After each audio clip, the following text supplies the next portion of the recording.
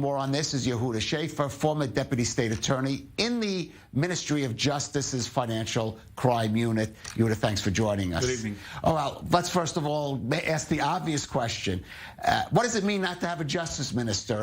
There are some ministries that seem to function okay without an effective or a minister or even an efficient minister. What about the justice ministry? The justice minister isn't just any other minister. It's, first of all, he's a member of the cabinet, the security cabinet. The security cabinet. He's in charge of all legislation, emergency legislation, coronavirus legislation. He has to sign international cooperation if we're talking about extraditions, if we're talking about pardons. So you can't really, a country cannot really function without a justice minister.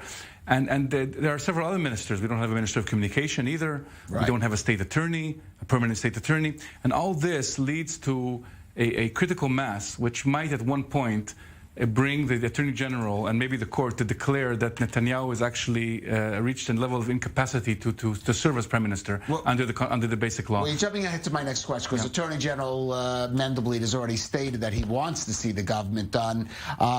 Would the Supreme Court, sitting as the High Court of Justice, first of all, will it even take this case, and does it have the authority to order the government to appoint a justice minister? Well, there's two. The court can either order the government or can declare Netanyahu of being not being in the capacity to be prime minister, because on the basis of this, many jurists think this, because listen, first of all, we have to see what will happen with the political turmoil here, because if we end up with Netanyahu as prime minister, as not prime minister, there's no problem, there's no issue. But if Netanyahu remains in office, he will definitely have to let go from anything that deals with appointments in the Ministry of Justice. He will have to make sure there's a justice minister appointed, a state attorney.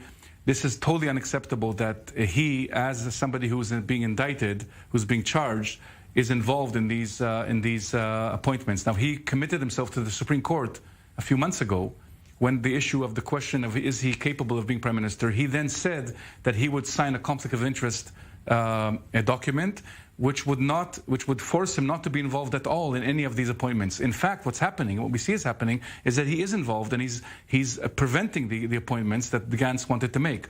So we've come to a situation where actually conflict of interest is in the air, because there's no reason why not to appoint a justice minister, why not to appoint a permanent state attorney. There could be no reason other than his party says we want to see reforms done in the justice system. At this point, before a new government is set up, this is not serious. I'm giving you the response of the Prime Minister. Or I would say of his supporters. He hasn't actually addressed this particular issue.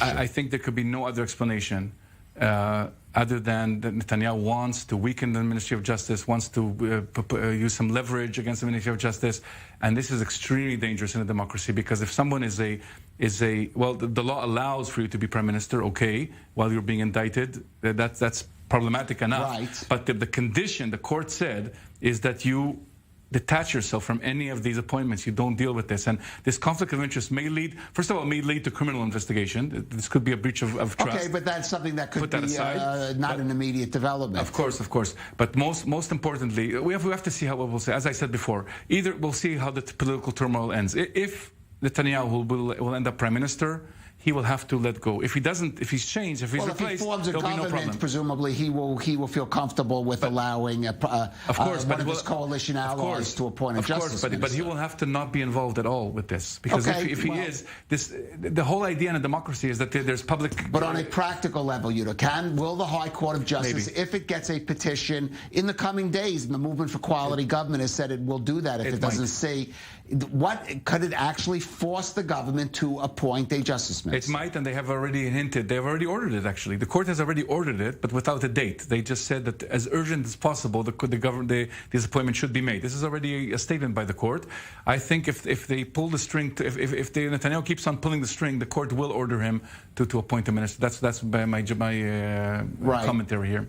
Okay, now just briefly related to it, the evidentiary phase, opening statements are coming next week of Prime Minister Netanyahu's corruption trial. This, of course, is related.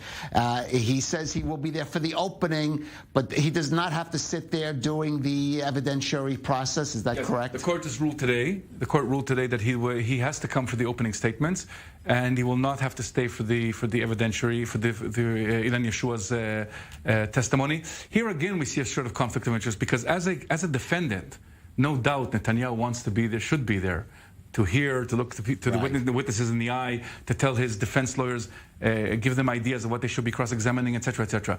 As a prime minister, of course, he does not want to be there. He does not want the photo opportunity of him being on the bench as a defendant, as a criminal defendant. So here we see the tension between these two different roles, and I think the court found a balance today, telling him, you must come, you must give some respect to the process. You do not have to stay to hear each and every one's testimony, because you're prime minister. Obviously, you have a busy schedule, of course.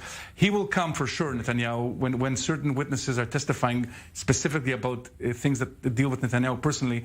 I guess he will come there, because Ulmert used to come. Ulmert used to come. He was not prime minister already, but he used to come and looked at the witnesses, looked into the witnesses in the eye, and it has an effect. We'll have to leave it at that. Yehuda Shaffer, thank you for joining us. Thank you very much. Thank you. Good evening.